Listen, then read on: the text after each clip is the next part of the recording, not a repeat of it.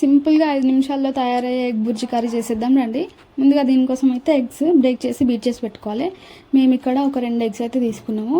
Break చేసి మంచిగా beat చేసి అయితే పక్కన పెట్టుకున్నాము. ఎంత బాగా బీట్ చేసుకుంటే అంత మంచిగా వస్తుంది కర్రీ ఫ్లఫీగా. సో బీట్ చేసుకొని పక్కన పెట్టుకొని ఇప్పుడైతే ప్యాన్ పెట్టుకొని ఒక 2 స్పూన్ల ఆయిల్ అయితే వేసుకున్నాము. ఆయిల్ హీట్ అయిన తర్వాత కొంచెం జీలకర్ర, కొంచెం కరివేపాకు, ఫైన్గా కట్ చేసి పెట్టుకున్న ఆనియన్స్ అయితే వేసుకుందాం. గోల్డెన్ కలర్ వచ్చేంత వరకు ఫ్రై చేసి 1 స్పూన్ అల్లం పేస్ట్, కొంచెం పసుపు, గరం మసాలా, ధనియా పౌడర్, ఇంకా స్పైస్కి సరిపోయేంత కారం, టేస్ట్కి సరిపోయేంత సాల్ట్ వేసుకొని అన్నీ మంచిగా కలిసేటట్టు మిక్స్ చేసుకుందాం. మిక్స్ చేసుకొని ఒక 5 నిమిషాలు అయితే మగ్గించుకున్నాక ఇప్పుడు బీట్ చేసి పెట్టుకున్న ఎగ్ అయితే వేసుకొని మూత పెట్టుకుందాము. గంట పెట్టకుండా ఒక 5 నిమిషాలు మగ్గించుకున్నామంటే ఎగ్ మంచిగా బాయిల్ అవుతుంది.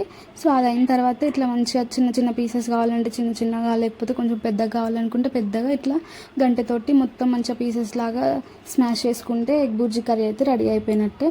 ఇంకొక 5 నిమిషాలు ఇది ఇట్లనే కుక్ చేసుకొని లాస్ట్లో కొంచెం కొత్తిమీర వేసుకొని ఇంకా దింపేసుకుంటే కర్రీ అయితే రెడీ అయిపోయినట్టే. వీడియో ఎట్లుంది, నచ్చితే ఒక లైక్ చేయండి, వీలైతే ఒక కామెంట్ కూడా. అంతే, ఇంకా వీడియో. Bye bye.